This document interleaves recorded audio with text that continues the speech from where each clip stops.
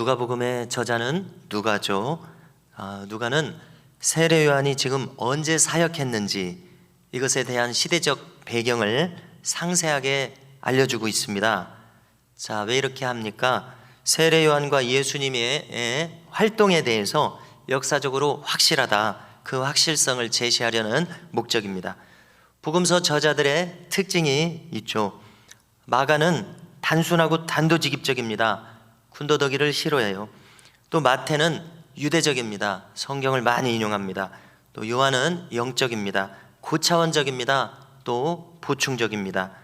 그런가 하면 이 누가는 헬라인입니다. 안디옥의 헬라인이죠. 그래서 상세하고 보편적입니다. 세계화된 사람입니다.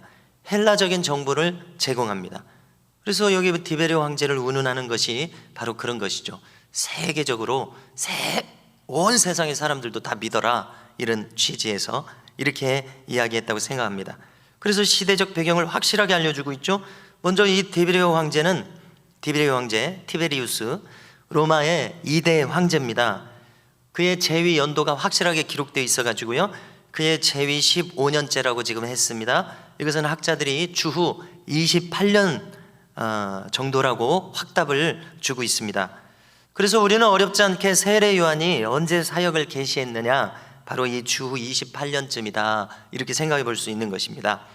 자, 동시에 화면에 한번 준비를 했는데요, 보여드리는 것처럼, 자, 이 유대지방입니다.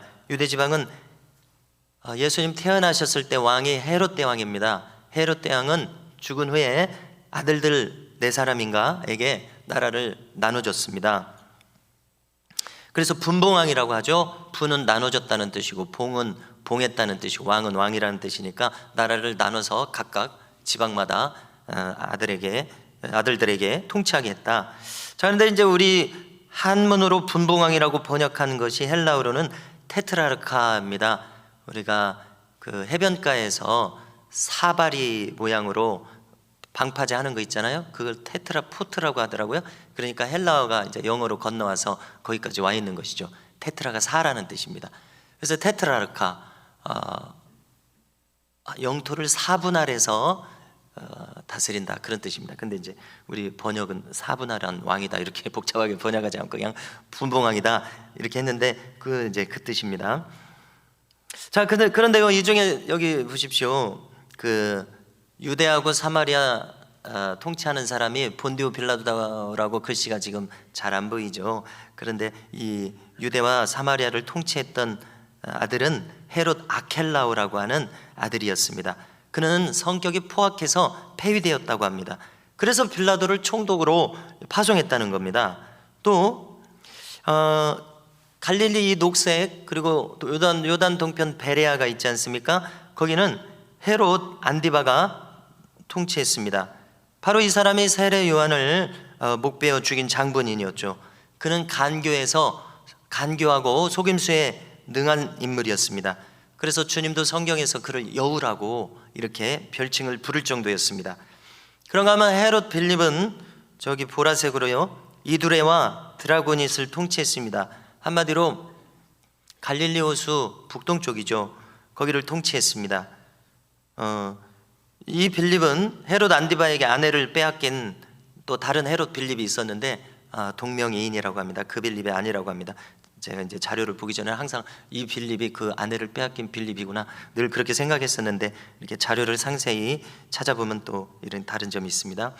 또 저 북쪽은 다메섹 인근입니다. 연두색이요. 거기는 아빌레네라는 곳이고 루사니아라고 하는 이방인으로 추정되는 인물이라고 소개를 합니다. 자, 이렇게 시대적인 지리적인 배경을 확실하게 알려줍니다. 됐습니다. 세례 요한과 예수님의 활동이 역사적으로 확실한 것을 보여주는 것이죠. 그런가 하면 또 종교적으로는, 유대교 신앙으로는 안나스와 가야바라는 인물이 대제사장으로 있었을 때였습니다. 안나스와 가야바는 장인 사위지간입니다. 본래 대제사장은 아론의 직계 후손이 종신직으로 했던 것이었습니다. 아론의 아들은 누구였습니까? 엘라살이었죠. 지금 제 기억이 확실치 않네요. 이름이 지금 떠오르지 않아가지고요. 이렇게 직계 아들이 그 대제사장을 했습니다. 그런데요, 이 로마가 통치할 즈음에서 100년 사이에는 무려 28명이나 대제사장이 갈렸다는 것입니다. 대략 3년 정도밖에 하지 않았습니다. 그러니까 이것은 로마가 자기들이 유리한 대로 입맛대로 누군가를 대제사장으로 세웠다가 폐했다가 했기 때문이었습니다. 또 학자들은 뭐라고 말하냐면 예수님 당시에 산헤드린 공회를 통해서 처형을 결정하지 않았습니까? 그때 대제사장은 5명이나 되었었다고 알려줍니다. 이 거룩해야 될 가장 최상위의 종교 그 지도적인 그런 산헤드린 회의마저 어지럽고 타락한 그런 시대였었습니다. 자, 시대적 배경을 이렇게 알려주고요. 이때 빈들에서 사가랴의 아들 요한에게 하나님의 말씀이 임합니다. 자, 당연히 요한도 제사장의 자격이 있는 사람이었습니다. 사가랴의 아들이었으니까요. 자, 그런데 학자들은 또 무엇을 알려주냐면요, 세례 요한이 오늘날의 이 수도적인 경건 공동체라고 할 수 있는 에스네파나 쿰난 종파의 일원이었을 것으로 추측합니다. 자, 산헤드린 안에는 큰 두 종파가 있었습니다. 잘 아시듯이 바리새파와 사두개파가 있었습니다. 그래서 학자들은 반반 그 세력이 구성되어 있었다고 합니다. 자, 그런데 원외에 일반인들 대상으로는 이 에스네파라고 하는 수도적 경건 운동을 하는 파가 있었는데요, 세례 요한이 그런 부류였을 것이다, 이렇게 생각하는 것이죠. 자, 세례 요한의 사역은 무엇이었습니까? 죄사함을 받게 하는 회개의 세례를 전하는 것이었습니다. 자, 회개란 헬라어로도 히브리어로도 뜻이 같습니다. 자기의 생각을 하나님께로 돌이킨다는 뜻입니다. 헬라어로는 메타노이아, 히브리어로는 슈브라는 말을 씁니다. 회개는 구원을 얻는데 필수적입니다. 한번 생각해 보십시오. 회개가 구원을 얻는데 필수적인가? 곰곰이 한번 생각해 보십시오. 꼭 회개해야 구원을 받습니다. 회개해야 믿음이 옵니다. 회개해야 마음이 깨끗해집니다. 마음을 고쳐먹는 것이 거듭남입니다.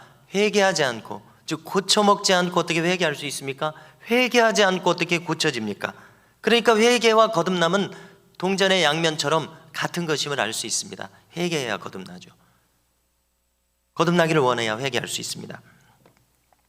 한문으로는 중생이라고 하죠. 다시 태어난다는 뜻입니다. 구원, 모두 연결되어 있습니다. 회개가 없이는 죄사함이 없습니다. 거듭남도 없습니다. 이렇게 회개는 구원에 필수적입니다. 곰곰이 생각해 보십시오.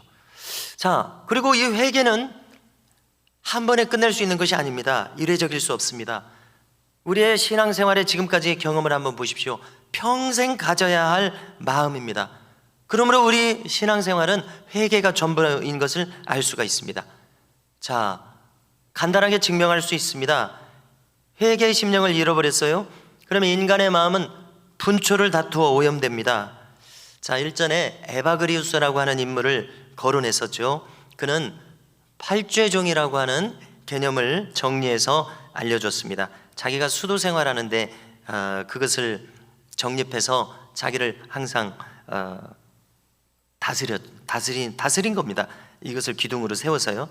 자, 이거는 한마디로 뭐 다른 것은 아니고 언제라도 우리 인간들을 넘어뜨릴 수 있는, 우리를 유혹할 수 있는 죄의 목록들입니다.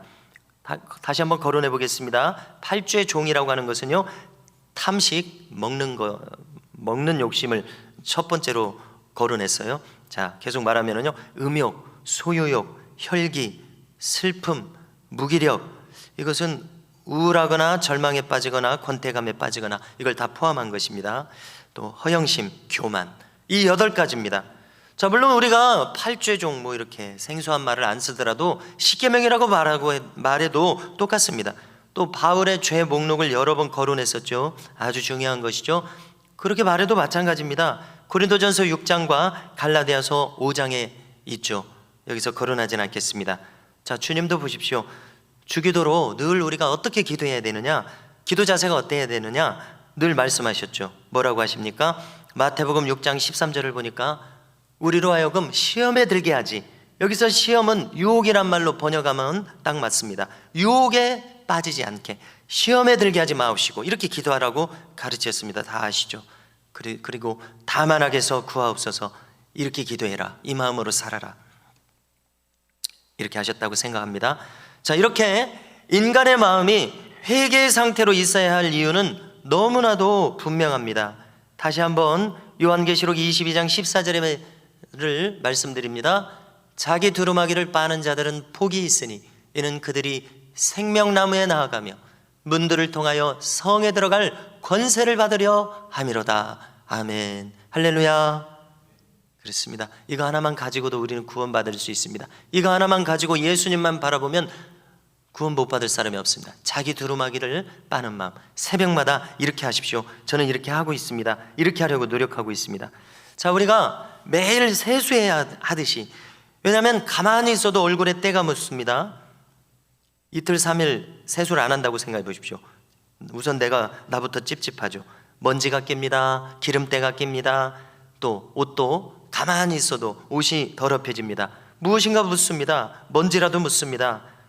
마찬가지입니다. 우리 마음을 얘기하려고 하는 것이죠. 우리의 마음은 가만히 있어도 더러움이 묻습니다. 더구나 우리들이 일상에서 살아가면서 때로가 아니죠. 날마다 거룩하지 못한 사람들을 상대합니다. 생각이 거친 사람들, 또 더 나아가서 포악한 사람들, 또 주님을 알지 못해서 더러움이 가득한 사람들, 숨기고 있지만 그걸 품고 있는 사람들, 이것이 세상이죠. 우리가 날마다 상대하고 있습니다. 또 남한테까지 갈 필요도 없습니다. 나의 영도, 내 영이 강하지 않으면 온갖 혼적인 생각들이 발동합니다. 자, 특별히 탐심 같은 것은 나도 모르는 사이에 반사적으로 일어나요. 견물생심이라는 말도 있지 않습니까? 그렇게 내가 경건한 것 같지만 스스로도 놀랄 정도로 막 욕심이 생깁니다. 이것이 인간입니다. 스스로 더러워집니다. 스스로 거칠어집니다. 욕심에 걸려 언제라도 넘어질 수 있습니다. 그러므로 우리는 회개의 정신으로 살며 늘 예수님을 바라보며 살아야 되겠습니다. 그래야 죄로 가득한 이 세상에서 또 자신으로부터 승리할 수 있습니다.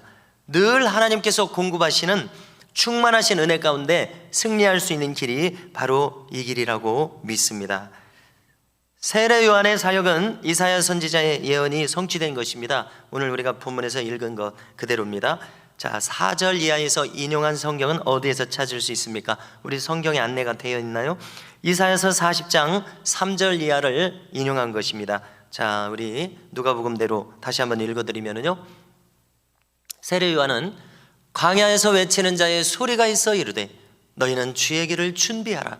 그의 오실 길을 곧게 하라. 모든 골짜기가 메워지고 모든 산과 작은 산이 낮아지고 굽은 것이 곧아지고 험한 길이 평탄해질 것이요 모든 육체가 하나님의 구원하심을 보리라 함과 같으니라. 아멘. 할렐루야. 세례 요한의 사역입니다. 주님의 길을 준비하는 사역이죠. 이렇게 세례 요한의 사역은 광야에서 외치는 자의 소리를 성취한 그 소리였습니다. 자, 그 결과, 세례 요한의 사역의 결과 무슨 일이 일어날 것이라고 했습니까? 다시 이제 반복하면은요, 골짜기가 메워질 거라는 겁니다. 산이 낮아집니다. 또 굽은 곳은 곧아집니다. 그래서 거친 길이 평탄해집니다. 이렇게 되면 이것은 산과 골짜기를 말하려는 것이 아니죠. 사람의 심령을 이야기하는 것이죠. 사람의 심령이 이렇게 되면 어떻게 된다고요? 모든 육체가 하나님을 보게 된다는 겁니다. 그때까지는 사람들은 하나님을 볼 수가 없습니다. 자기 죄 속에서, 왜냐하면 산과 골짜기가 있고 길이 굽어져 있고 이래서 자기 죄 속에서 하나님을 볼 수 없는 영적 소경으로 살아가고 있다는 것입니다. 하나님이 느껴질 수 없는 곤고한 상태, 죄에 가까운 상태, 그리고 죄를 지으면 또 병이 오죠. 이런 식으로 살아가고 있어요. 그러나 회개한 심령은 어떻게 됩니까? 그 거칠었던 길이 평탄해지듯이 하나님 안에서 과연 평안을 얻게 되는 그러한 심령입니다. 이렇게 되기까지 인간의 심령은 결코 쉼을 얻지 못한다는 사실입니다. 자, 7절 이하를 보시면은요, 정말 세례 요한의 메시지는 강하고 강합니다. 철저합니다. 가차 없습니다. 정말 복음인가 싶을 정도로 가차 없습니다. 회개의 메시지를 알지 못했던 자들에게 추상 같습니다. 누가 너희더러 임박한 진노를 피하라 하더냐? 저는 이렇게 이해했어요. 너희들이 회개 메시지를 들은 적이 없는 자들이구나, 이렇게 이해가 됩니다. 임박한 진노를 피하라는 사람들이 없었지 지금까지 너희들이? 자, 이런 메시지를 전하니까 사람들이 막 깨닫고 자기의 이제 죄된 본성을 발견하고 세례 요한 앞으로 막 나와서 세례를 받고자 하는 것이죠. 그럴 때에 사람들이 세례 요한이 그래, 그러면은 그 사람들에게 뭐라고 했습니까? 아무튼 회개 메시지를 알지 못했던 자들에게 추상 같다고 표현할 수 있습니다. 추상이란 무엇입니까? 이제 곧 추상이 내릴 것입니다. 가을 된소리, 한문으로 하니까 어렵죠. 가을 된소리가 추상입니다. 그래서 그들을 독사의 자식들이라고 부르기를 주저하지 않습니다. 그래서 한마디로 세례 요한의 메시지는 너희들이 이제라도 깨달았으면 속히 회개에 합당한 열매를 맺으라. 한마디로 세례 요한의 메시지는 이것입니다. 그래서 이제 사람들이 묻는 것이에요. 나아갈 길이 뭐냐고 묻는 것이에요. 어떻게 회개하냐고 묻습니다. 회개를 하고 싶은 마음은 있는데 어떻게 회개하는지를 몰라요. 하도 마음이 거칠고 어두워져 있어서 길을 몰라요. 회개를 아는 사람은 무엇이 회개인지 알 것입니다. 그러나 회개한 적이 없는 사람은 무엇이 회개인지도 어떻게 해야 되는지도 모르는 상태인 것이죠. 그래서 물을 때에 세례 요한이 뭐라고 답을 합니까? 오늘 보니까 세 가지를 얘기했습니다. 아주 구체적인 것을요. 첫째, 나눠주라고 합니다. 11절을 보니까 옷이 두 벌 있는 자는 옷 없는 자에게 나눠줘라. 먹을 것이 있는 자도 나눠줘라. 그래서 움켜쥐는 것은 천국 백성의 성품이 아닌 것을 우리가 확실히 해야 되겠습니다. 잠언 11장 24절을 제가 찾아왔는데요. 흩어 구제하여도 더욱 부하게 되는 일이 있나니 과도히 아껴도 가난하게 될 뿐이니라. 자, 이 지혜의 잠언처럼 천국 백성의 마음은 무엇입니까? 남을 생각해 주는 마음이죠. 그래서 그를 배려해서 무엇인가 나눠주는 그런 마음입니다. 자, 뭐 가진 것이 있어야 나눠주죠. 이런 마음을 우리가 또 가지기도 하죠. 그런데요, 나눠줄 수 있는 것은 마음에서부터 출발함을 알 수 있습니다. 풍족하지 않아도 나눔을 아는 마음이 있습니다. 많이 가졌어도 나눔을 모르는 마음이 있습니다. 그러므로 나눈다는 것의 본질은 마음 씀씀이라는 것을 알 수가 있습니다. 손에 쥔 것을 줄 수 없을지라도 내 마음은 넉넉하게 쓸 수 있다는 사실입니다. 그래서 우리가 여기서부터 출발할 수 있기를 바랍니다. 그래서 이 넉넉한 마음은 말과 생각으로 나오고 출발을 합니다. 자, 그러므로 말에 대해서 잠시 생각해 보면요, 천국 백성은 말에 신중해 줄 수밖에 없습니다. 자, 이 말에 걸리지 않는 사람은 저를 비롯해서 없을 것입니다. 누가 말에 신중하다고 하겠습니까? 갑자기 나도 모르게 뛰쳐나와서 상대방을 마음을 아프게 하는 것이 나의 말입니다. 자, 말에 신중한 것이 좋은데요. 왜냐하면 이렇게 내가 무심코 한 말이 상대를 막 찌를 수 있는 말이 되기 때문에 그렇습니다. 그래서 무심코 하기 때문에 가해자는 모릅니다. 생각 없이 지금 말하고 있으니까요. 그러나 피해자는 깊은 상처를 받습니다. 그래서 야고보 사도는 말에 실수가 없으면 온전한 자라고 한 이유가 그것 아니겠습니까? 또 그래서 말은 온몸을 굴레 씌운다고 합니다. 나에게나 상대방에게나. 자, 말은 보이지 않는 무기와 같습니다. 그래서 엄청난 일을 하는 것이 바로 이 말인 것을 우리가 알 수 있습니다. 정말 말이 무엇이든지 좌지우지하는 것을 우리가 경험합니다. 그러므로 우리는 무슨 말을 하기에 앞서서 이 말이 무방비 상태의 상대방에게 어떤 피해를 줄지 모르는 이런 것을 고려하는 성품이 되면 얼마나 좋겠느냐는 것입니다. 우리 이런 지혜를 우리가 길러야 되겠는데요, 하루아침에 되지 않겠죠. 자, 이것이 어려운 이유는 이것이라고 생각합니다. 우리는 되게 이기적입니다. 나밖에 생각하지 못합니다. 이렇게 시야가 좁아요. 그래서 내 편에서 생각해서 일방적으로 쏟아버립니다. 그래서 오늘 야고보 사도의 말씀대로 말에 실수가 없는 자는 온전하다고 했습니다. 그래서 이 마음 씀씀이, 남을 배려할 수 있는 마음 씀씀이까지 우리의 마음이 넓혀지면 얼마나 좋겠습니까? 그렇습니다. 첫 번째, 세례 요한이 이야기한 것은 너의 마음 씀씀이를 넓히라는 것입니다. 옆에 있는 사람들을 배려하고 나눌 수 있는 마음을 가지라 했습니다. 둘째로 세리들이 또 물었습니다. 그랬더니 대답하기를 부가 된 것 이상을 거두지 말라 합니다. 자, 부가 된 것 이상을 거두는 마음은 탐욕에 진 마음이죠. 인간의 욕심은 순식간에 발동됩니다. 내가 가지고자 하는 마음, 다른 사람의 것인데도 가지고자 하는 마음, 순식간에 발동합니다. 자, 이 마음은 어디서 옵니까? 하나님을 의식하지 않고 있으면 이 마음이 발동됩니다.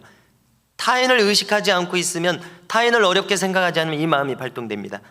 오직 나의 유익만을 구하는 이 어리석은 마음, 이것이 바로 탐욕입니다. 그래서 세리들, 너희들이 지금 회개하기를 원한다면 그 탐욕을 버려라. 강탈하려는 마음, 남의 것을 뺏으려는 마음, 그것을 버려라. 그 악한 마음을 버려라. 이렇게 이야기해 줬고요. 세 번째로, 군인들도 마찬가지입니다. 너희들도 강탈하지 말아라. 또 여기에 덧붙입니다. 위증하지 말아라. 자, 거짓말로 무엇인가 타인을 좌지우지할 수 있는 사람이 그 자기의 입장에서 거짓말로 위증하면 그 엄청난 피해를 어떻게 합니까? 위증하지 말라고 합니다. 받은 급료로 조카라고 합니다. 자, 그러니까 군인들은 힘이 있다고 해서 무엇인가 뺏어서 가지려는 그런 마음을 가지기 쉽다는 것이죠. 그런 마음은 짐승과 같은 마음입니다. 그래서 이 세상에 수도 없이 많은 사람들이 겉으로는 점잖은 것 같아도 짐승과 같은 마음으로 살아가고 있음을 우리가 늘 느낍니다. 자, 한국교회의 역사가 참 짧죠. 벌써 100수십 년입니다. 또 가톨릭까지 하면 200년이 이제 넘었습니다. 이 짧다면 짧을 수 있는 한국교회의 역사 속에서도 정말 놀라운 이야기들이 참 많이 있더라고요. 자, 예전에 언급했던 엄두선 목사님은 이미 돌아가셨습니다. 90몇 세로 돌아가셨습니다. 또 경건하게 사시니까 참 오래 사신 것 같아요. 자, 이분은 좁은 길로 간 사람들이라는 그렇게 두껍지 않은 책을 발간했습니다. 거기는 동서양의 경건한 사람들을 짧게 요약해놨어요. 그렇게 두껍지 않은 책이니까 짧게 막 한두 페이지 정도로 요약해놨어요. 제가 이제 즐겨 읽는 책인데요. 거기는 이제 동서양의 경건한 인물들 108명을 기록해놨습니다. 뭐 이용도 목사님이, 썬다싱이, 이연필, 이세종, 최응종 이런 분들, 앞서서 거론했던 분들 다 여기 짧게 나오는 분들입니다. 자, 그중 한 가지를 오늘 거론하려고 하는데요.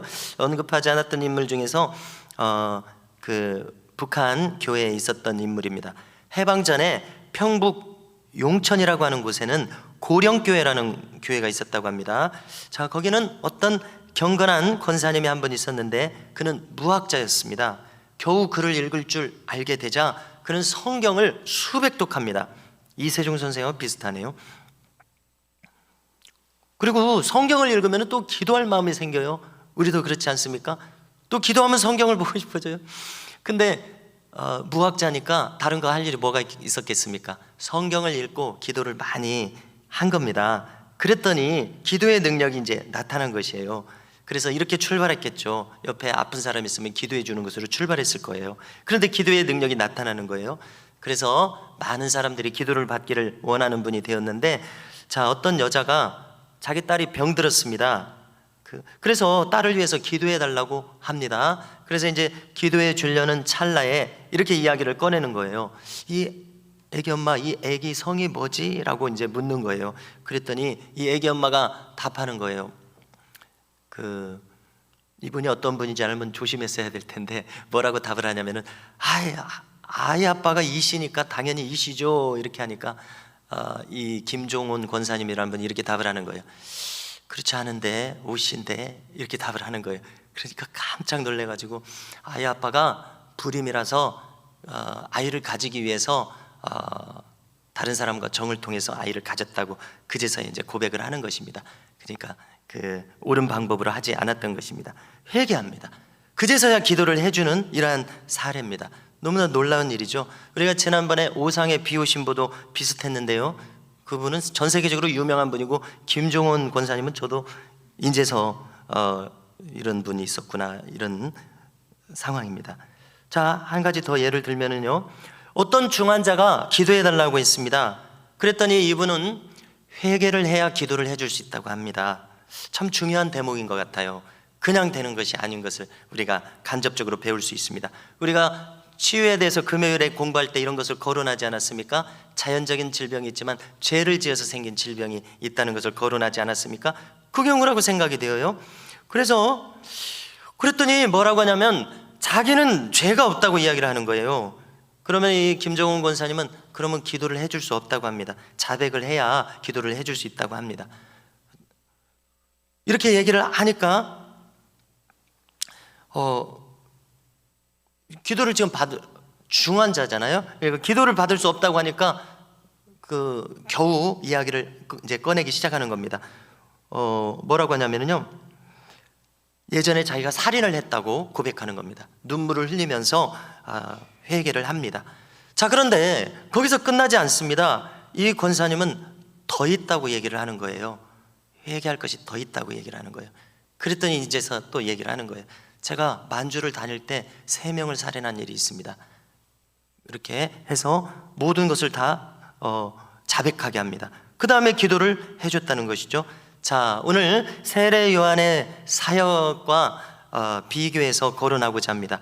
자, 이런 일들은 무엇을 말합니까? 진정으로 회개하지 않고는 하나님께 우리가 돌아갈 수 없다는 것을 알 수가 있습니다. 영혼은 진정으로 회개해야 하나님을 만날 수 있다는 것을 알려주는 사례들이죠. 세례 요한의 사역이 이와 같았습니다. 예수님이 오시기 전에 세례 요한이 와서 회개를 시켰습니다. 자, 이것을 우리에게 적용해 보겠습니다. 우리가 예수님을 더 가까이 뵙기를 원합니까? 하나님을 더 가까이 느끼기를 원합니까? 그의 음성이 여러 가지로 우리가 음성을 들을 수 있다고 했습니다. 그렇게 우리가 음성이 들려지기를 원합니까? 에녹과 같이 동행하기를 원합니까? 그렇다면 먼저 내 심령이 깨끗이 주님께 돌이켜야 됨을 알려주고 있습니다. 할렐루야. 성도 여러분, 모든 산이 낮아져 골짜기를 메우는 일이 있어야 된다고 오늘 얘기하고 있습니다. 굽은 것이 곧게 되어져야 험한 길이 평탄해진다고 이야기하고 있습니다. 우리의 심령에도 이와 같은 역사가 날마다 확실하고 분명하게 나타날 수 있기를 주님의 이름으로 축복합니다.